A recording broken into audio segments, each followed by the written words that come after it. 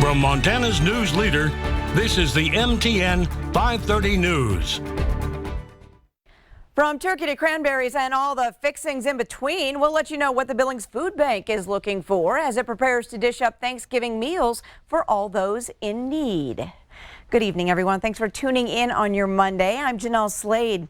Well, ambulance providers are facing a crisis here in Montana. More patients and higher expenses putting a pinch on emergency medical services. More and more calls are coming in and fewer applicants are lining up. Q2's Casey Conlon met with industry leaders today who say it's time to do something before it's too late.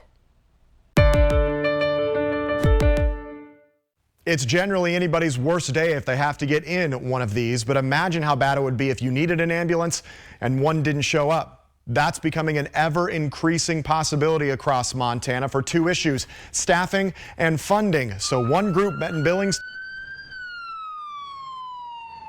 This child restraint system, so that we can safely restrain a child in the ambulance, is $1,000.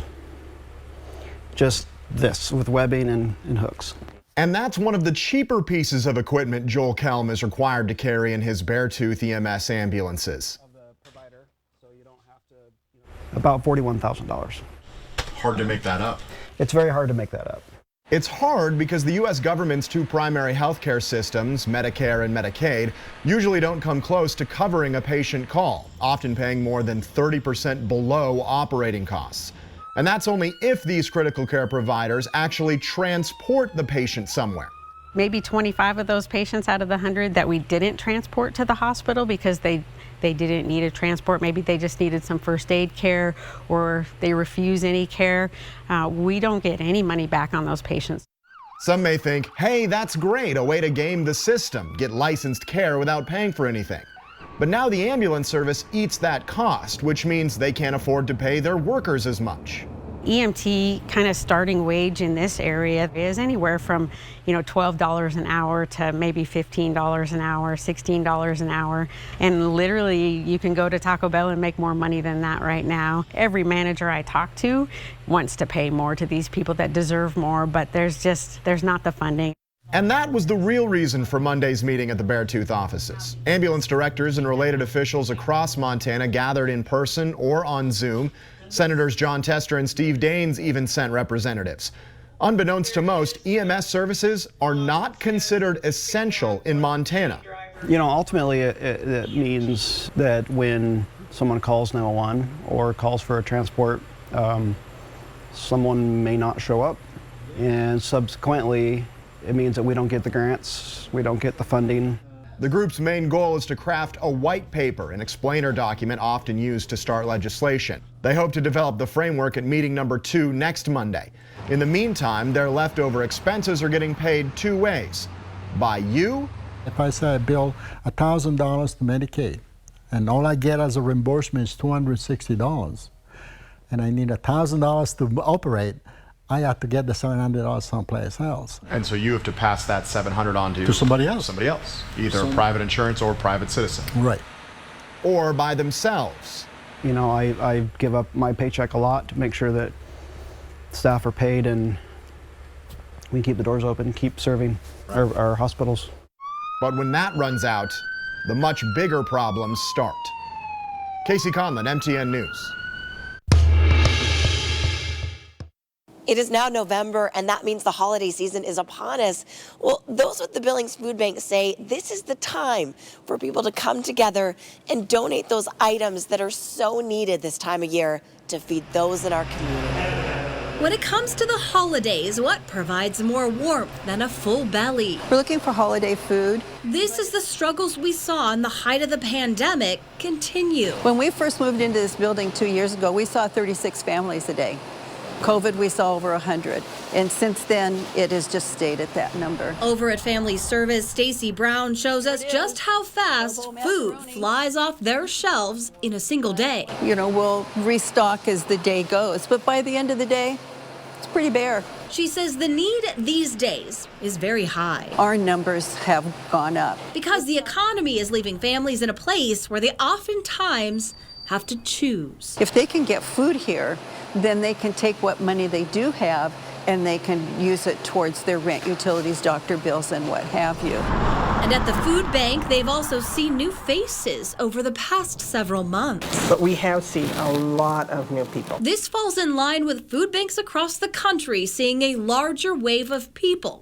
But heading into the holidays, I think it may be going to get worse. So she says they're asking this year for donations that meet the needs of a traditional holiday meal. It gets dicey where we really have to look at the inventory and say this is how much we can actually give out right now, because we want to make sure that everybody gets something. In Billings, Andrea Lutz, MTN News.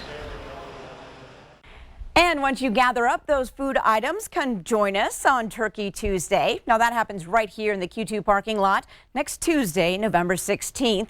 Drop off a frozen turkey, a non-perishable food item, or an unwrapped toy to support Toys for Tots and the Billings Food Bank.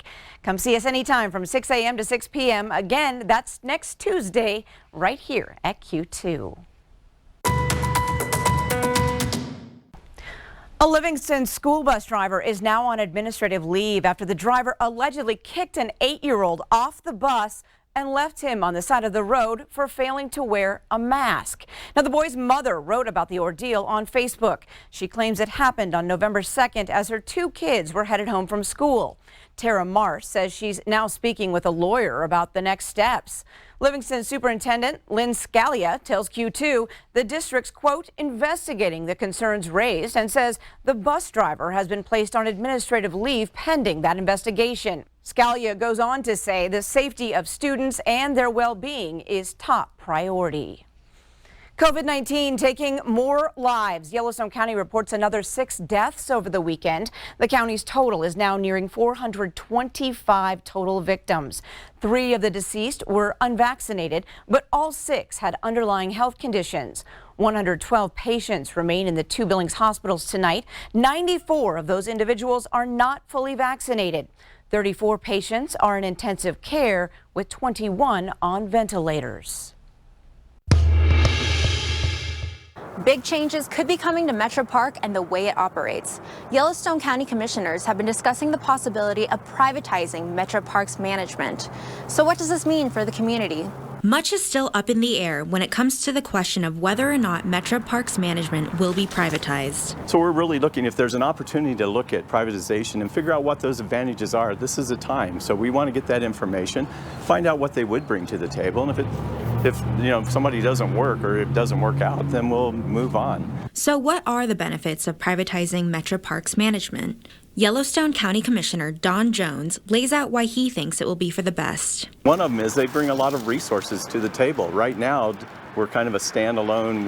We manage it independently.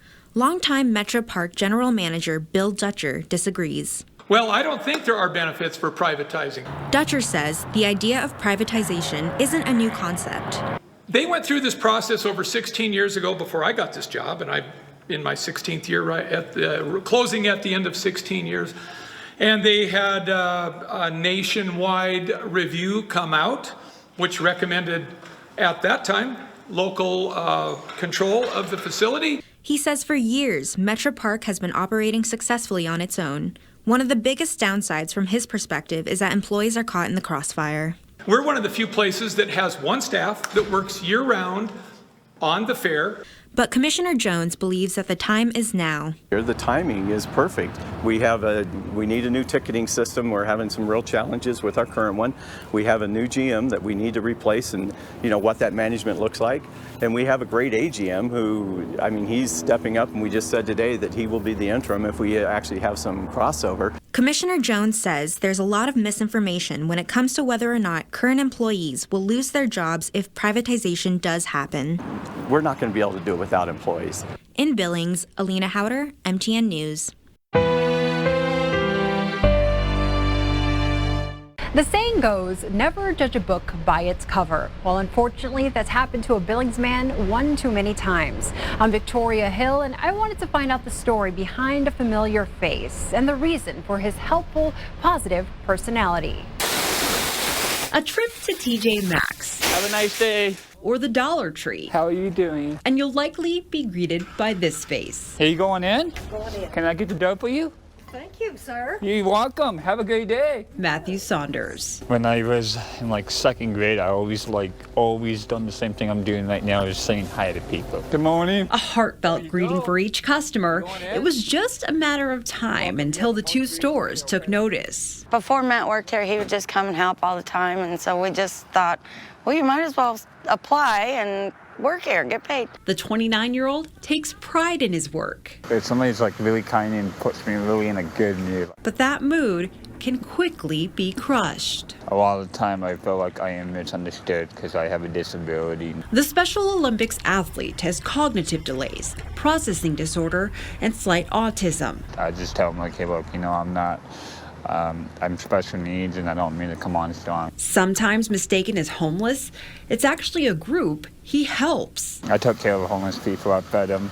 I bought them food and stuff. I've seen him come and buy a drink for other homeless people out here.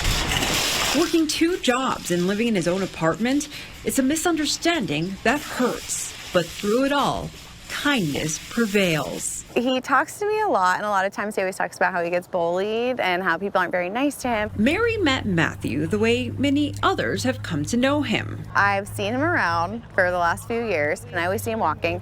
So one day he came over and said, hey, I'm Matthew, and I said, hey, I'm Mary, it's nice to meet you. Determined to help others understand, Matthew and Mary teamed up. With the help of a neighbor, Matthew had this shirt made at the mall. I am special needs.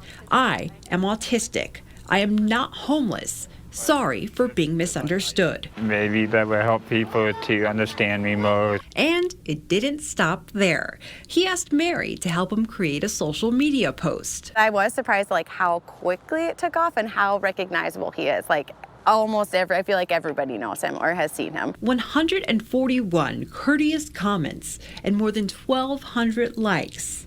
This time, the people showed up for Matthew the way he shows up for them. I think we just need to start talking to one another and helping one another and being there for each other, because I think that's what community is all about.